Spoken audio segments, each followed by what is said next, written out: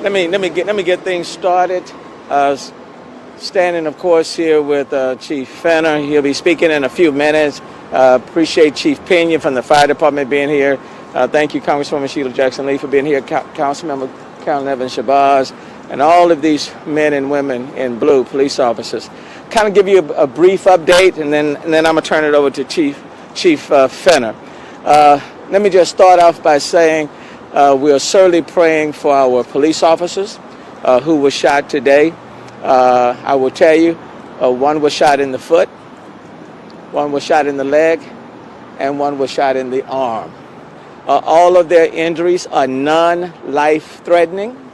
Had a chance to visit with each one of them and even with some of the family members. All three officers are in good spirits. All were talkative, and we expressed, number one, our support of them, how appreciative we are of their service, and how grateful and thankful that their injuries were not a lot worse, because it could certainly have been a lot worse. So again, all of them are in good spirits, and their injuries are non-life-threatening. Had a chance to talk to all of them. This has been a tough week, starting on Saturday. It's been a tough week. It's been a tough week for law enforcement, and it's been a tough week for the city as a whole. Quite frankly, for the city as well as the county. What it indicates again is that being a police officer in this case, or in law enforcement, is an inherently dangerous job. Every single day, when these police officers leave their homes, go on their particular shifts, not knowing what they will encounter in that day, being a police officer is an inherently dangerous job. And so I cannot tell you how proud I am of every single law enforcement officer that serves our city, that gives their all in the service of our city. And so I want to ask the people in this city to continue to lift them up, to continue to be very supportive of them, to let them know that we are very supportive of them and that we appreciate them doing everything they can to keep the rest of us safe. These are inherently right now dangerous times, and that was demonstrated again today. We are living in inherently dangerous time, and it's going to take all of us working together to create and have a very safe city. There are a lot of guns on the street. Quite frankly, there are just too many that are on the streets and in the hands of people who will use these guns at a second, on a notice. And again, this is one of those situations. Person gets out, person starts shooting. And now we have 3 police officers who are in the hospital with gunshot wounds. So I want to continue to be supportive. Now, let me just say this.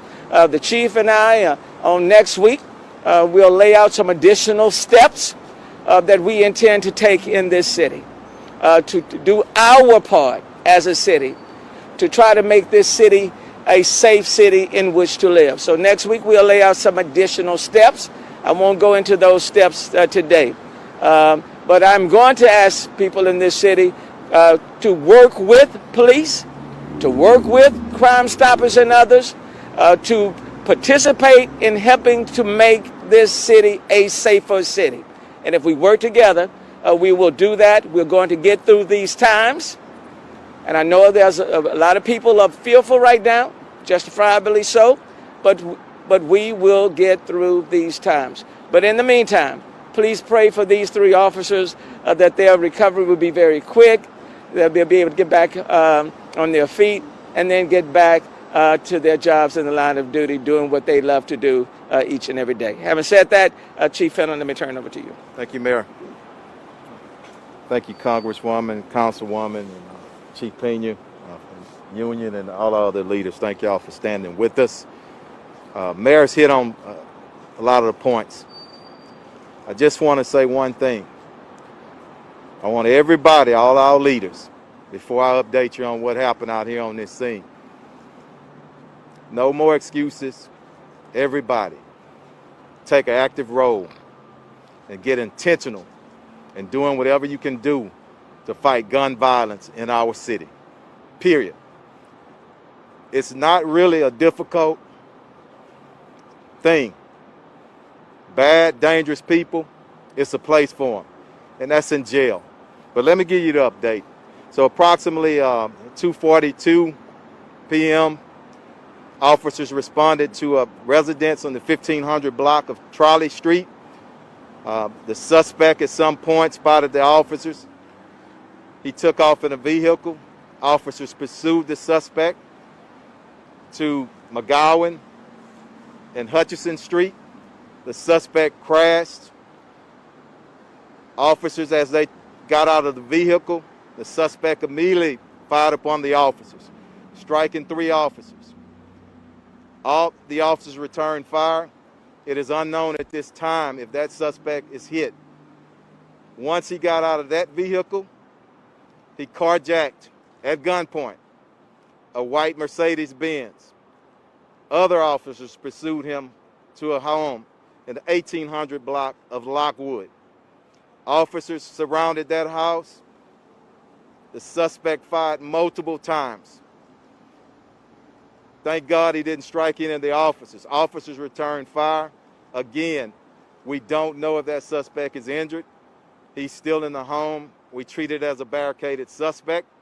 We'll give you an update as I receive it. The last update I received a few minutes ago, he's still in the home. We're trying to negotiate to get him out. We got 2 crime scenes. The officers who fired, they're going to be on administrative leave after they get out of the hospital. But the mayor said it, and we're just grateful to God that they're all right. It's been a tough week for law enforcement in our city. And the two law enforcement officers that we lost, continue to pray for them and their family as we plan for their funerals. It is tough. When I received that call today, 3 officers down, and you don't know the condition.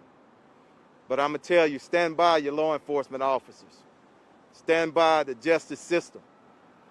And we're going to continue to work here in Harris County, Houston-Harris County, to make sure we're doing everything we can do.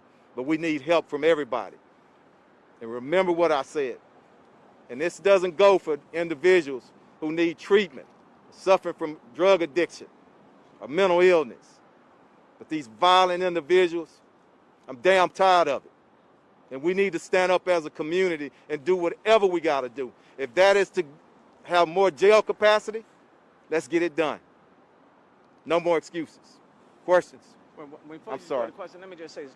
I do want to thank the police officers who transported these wounded officers to Memorial Hermann. And I want to thank the Houston Fire Department, Chief Pena, for being right there promptly and for transporting officers to Memorial Hermann. And then let me thank the medical team and the staff, the nurses, the doctors here at Memorial Hermann each and every time. They do an exceptional job of going over and above, providing excellent medical care to our officers, to firefighters, to people who find themselves in need of care. You just couldn't find a better place. So, you know, we took the time, in addition to thanking firefighters and police officers, thanking the medical team and the medical staff. I do want to say that, you know, we provided resources to the police department. We'll provide even more.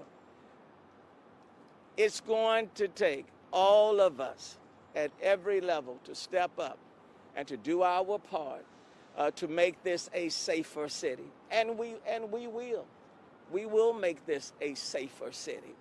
And we will provide our police officers with all the resources that they need. But I do want to say next week that we will be outlining additional steps that will be taken to reinforce police officers and others who are out here fighting to make our city safe each and every day. But I do want to thank these police officers and firefighters and others for being on the front line and for doing an exceptional job on behalf of the people in our city. Thank you, Chief. I'll give it back to you. Thank you, Mayor. Thank you. Go ahead. Questions? What was the original call? How did they end up coming in contact? Just some type of disturbance call, family disturbance, possibly because it's at a residence, but it's still active, and that's what I have at this time. Go ahead.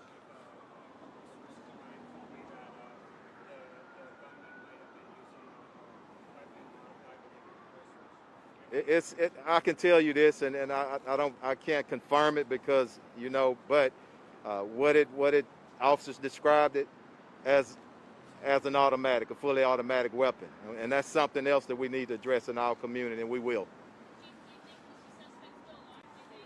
I'm not sure. I don't know. They're still out, trying to negotiate with him and get him out, so we don't know at this time. No. Go ahead.